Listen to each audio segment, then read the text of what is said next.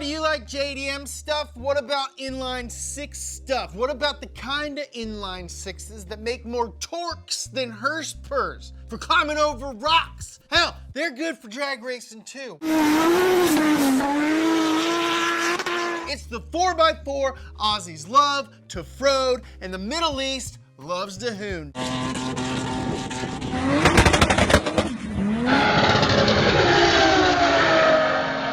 This is everything you need to know to get up to speed on the Nissan Patrol. I'm f***ing back, baby!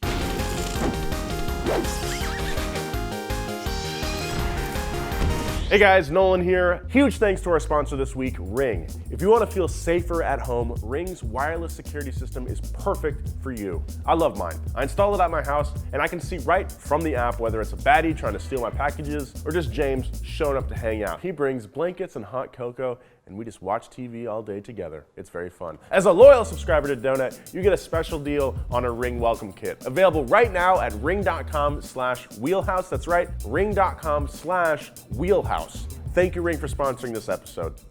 It was the late 40s and Dub Dub 2 had just done a number on quite a few countries. Just like a heart attack did a number on quite a few of my heart. In Japan, government officials looked at their wrecked roads and decided to commission Toyota and Nissan to make some utilitarian go-erwar vehicles. Those military Willys Jeep things they saw running around looked pretty useful. Plus, building more stuff helps the economy. That's running a country 101. So, in 1951, Toyota introduced the first Land Cruiser, and Nissan showed up with the 4W series. The Japanese government officials kicked tires on both of them and ended up giving the contract to Toyota.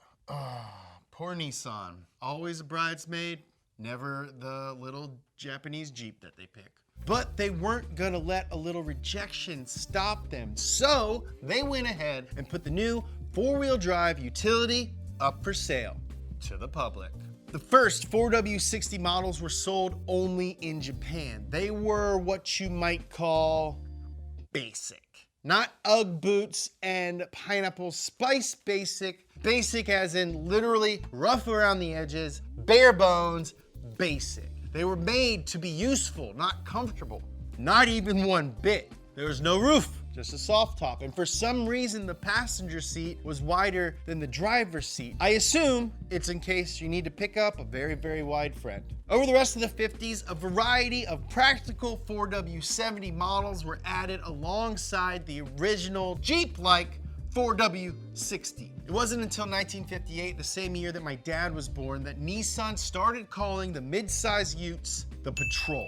They were mainly used by fire departments, police forces, and the military. Don't act surprised, you could probably see that coming. The 1950s 4W models are some of the rarest Patrols today. You're not gonna find one on Facebook Marketplace. After 9 years, sales were good enough that the Patrol got an update and officially started shipping to other countries' shores in 1960. This generation is known as the 60 series, so that's easy to remember because that's when they started. Most importantly, it was also when the Patrol first went down under, mates.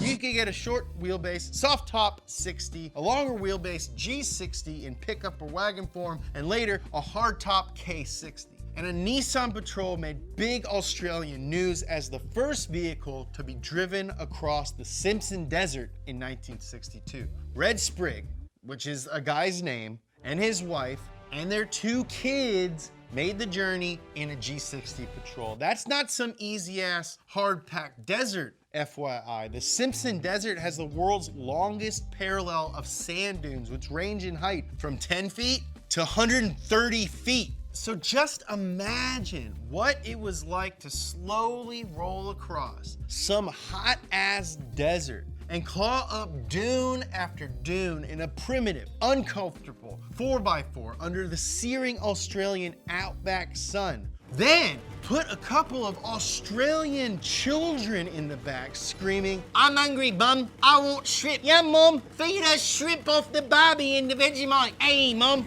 It's the wallaby. Can I have me knife?" Oh, that's not a knife. This is a knife. Oh, where'd you get that knife? I packed it in me kisser. Your kisser, I told you not to put no knives in your kisser. I'll turn this G60 around and go right down this dune and I'll flop on you with it. Oh, Red, just let them be. Oh, I love you, Sheila. You're my Sheila. Ew, yuck, Mom and Dad are making the boogans again. The Sprigg family adventure proved that Nissan could make rugged stuff that took all the abuse that you could throw at it, just like me when I was a kid. Patrols came with beefy leaf springs, 3-speed manual transmissions, and 2-speed transfer cases. The SUVs had tall ride heights and narrow bodies, perfect for traveling tight, rough trails and squeezing between rocks and trees and other obstacles like trees, wolves, bears. First gear was so tall, you could just let it go and it climbed stuff by itself. And Nissan started exporting the second gens to other harsh environments too, like Africa, the Middle East, and the United States. Yeah, baby, it's harsh here too. Have you ever been to frickin' Tallahassee?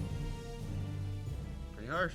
The two-door Patrol first entered the US market in 1961 with its trusty inline six making 145 horsepower and 235 pound-feet of twerks. The company was already selling cars branded as Datsuns here, but they chose to leave the Nissan badge on the Patrol. The only car named Nissan in the country at this time was the Patrol. The top speed was a hair-rustling 73 miles per, and it had the turning radius of a freaking Stegosaurus, which everybody knows is the worst turning dinosaur ever. Nissan claimed it could climb a 65% grade and hold 6 Nolans. It had easy-to-clean vinyl upholstery, so you could murder people in it, and 2 fold-down bench seats faced towards each other from the sides in the back, so you would never miss your friend. Hi. Hi. Hi, hi, hi, hi. To sway us Merkins towards buying a foreign core that was a little outside of their wheelhouse, Nissan hired a popular entertainer to be the Patrol's official spokesman. The king of the cowboys, singer slash actor slash cowboy, Roy Rogers. It was portrayed as the perfect vehicle for the all-American sportsman. You could buy a Nissan Patrol at a Datsun dealership all the way until 1969, but they never made a dent in the market. Even though it had been more than 15 years since the end of WW2, people hadn't forgotten and buyers' attitudes, were slow to change. Roy Rogers didn't manage to change their minds either. The FJ40 Land Cruiser managed to snag more of what little SUV market there was. The Patrol was actually better in a lot of people's minds, but you know that quality doesn't necessarily correlate with sales. I mean, how else can you explain the PT Cruiser? They sold a ton of those. That reminds me, we have a podcast and there's a 2-part episode about the PT Cruiser for some reason. Check out the link in the description below. And we are launching a second donut channel dedicated entirely to podcasts. I'm very, very excited about it. Hit the bell so you know when we drop anything. By the time Nissan pulled the Patrol from the US, they had only sold about 2,200 in 8 years. So Americans still needed some time to warm up to the old foreign-made SUV idea. But the Indian Army knew something good when they saw it. They licensed the 60 series and an earlier gen 4W73 carrier truck and started building the 4x4 in Indian factories in 1965. They didn't call either one the Patrol though. Instead, they used JONGA, an acronym for Jabupar Ordnance and Gun Carriage Assembly, which makes total sense to me. Abbreviations usually use the middle letter of a word. JONGAs earned a bulletproof reputation and were locally produced all the way up until 1999. The 60 Series Patrol was sold by Nissan in other markets through the 1970s. But after almost 20 years, it was time for a major update. 1980. It's the start of the decade that introduced us to synthesizers and the Pet Shop Boys and the 3rd generation 160 Series Patrol. Or, as it was known down under, the MQ Patrol. In Japan, Nissan changed the Patrol's name to Safari, but left it the same for the rest of the world. More engines were added to the lineup, including a 3.3-liter diesel and a 2.8-liter inline six. You could get them with brightly colored 80s graphics and blue interior. 80s style was freaking rad, dude. The four-wheel drive market now spoke to off-road enthusiasts, and not just people who needed capable trucks, but enthusiasts. People who did work for fun. Those people wanted graphics and colors, and I don't blame them. I freaking love both those things. Now the SUVs came with a 4-speed manual or 3-speed auto, and top-end models offered AC and power steering. There were limited slip differential options instead of the 2-speed transfer case. It was getting to be a really good truck. Then Nissan took a stake in a Spanish automaker, and in 1983, the Patrol was the first Nissan model to be manufactured in Europe. Only they called it the Ebro Patrol in Spain. Hey bro, let's take my Ebro. I don't know why this thing had so many different names, but all of them were the same, and all of them were sick. And honestly, all the names are pretty good. They were so sick that a group of engineers at Nissan's European Technical Center decided to build two 2.8-liter Nissan diesel Patrol race trucks. Yes! Then they took them to a little event called the Paris-Dakar Rally. You ever heard of it? One rolled down a sand dune, but the other finished the notoriously brutal 8,000-mile race in 9th place overall, winning its class and becoming the first diesel to ever finish in the top 10. A year later, 1 out of every 2 SUVs sold in Spain was a Patrol. Hey! In 1987, the 4th generation Y60 series Patrol hit the scene and offered a full coil spring suspension, literally light years ahead of leaf springs. The coil suspension improved both off-road performance and on-road comfort, which are the two things that you want out of an SUV, right? The only other SUV on the market that had coil springs was the way more expensive Range Rover. Some Patrol models came with a front-mounted winch and rear sway bar disconnects for better articulation when off-roading. A high-roof TI model was added in 1989, which scored velour trim, rear air conditioning so your kids don't get hot, an upgraded sound system, and get this, alloy wheels. And in 1990, you could get one with a frickin' RB30 in it. That's the motor from frickin' Skyline, dude.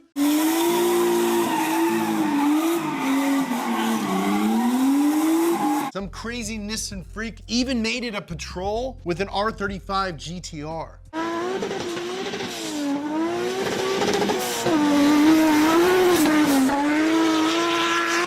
SUV got constant updates as time went on. The Nissan Patrol was so popular that Ford Australia wanted in on the action, and Ford is huge in Australia. They sold them as badge-engineered Ford Mavericks between 1988 and 1994.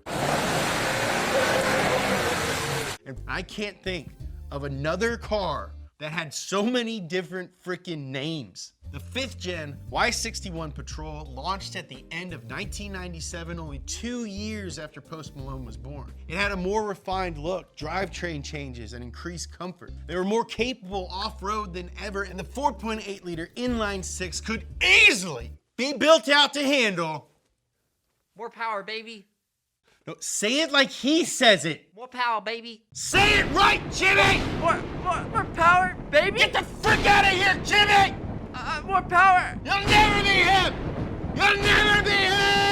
I didn't even want to be here. Get out! You never come back! You never come back, Jimmy! You never come back! Ah! Guess if you want something done, you gotta do it yourself. More power, baby! The 4.8-liter inline six could handle its share of more power, baby. I'm talking like 1,000 to 2,000 horsepower, all right? They're burly, turbocharged Nissan Patrol zooming up and down sand dunes. And wasting Lamborghinis on the regular in the highways of the Middle East. If you want to build an SUV with supercar crushing speed, you're probably not going to reach for a Land Cruiser, and definitely not a Land Rover. The JDM Safari was discontinued in 2005, but the Y61 Patrol was in production for most other markets until 2014 and all the way through 2016 in Australia and New Zealand. It was so good that they kept making it at the same time as the 6th gen version of the SUV that came out in 2010. With all the demand for crossovers and SUVs, Nissan probably figured they might as well double down, and for the first time since 1969, the Patrol returned to the US market as the Infiniti QX56, which is now the QX80. Then in 2016, the American Nissan brand got it too, only it's called the Armada. Colby, are you keeping track?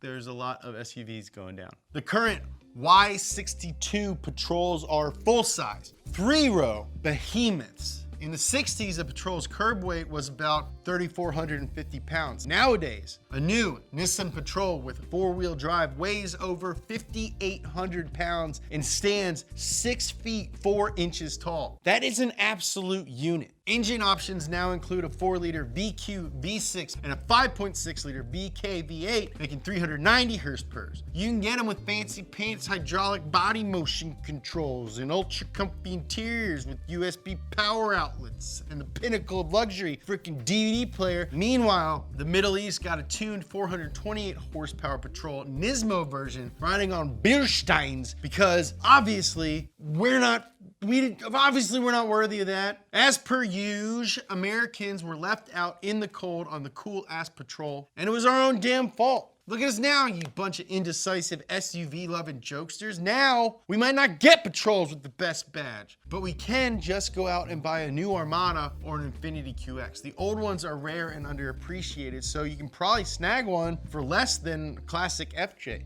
Whether you want to race up sand dunes, crawl down rocky trails, haul ass on the street, or just haul your shitty little kids, a Patrol can absolutely handle it.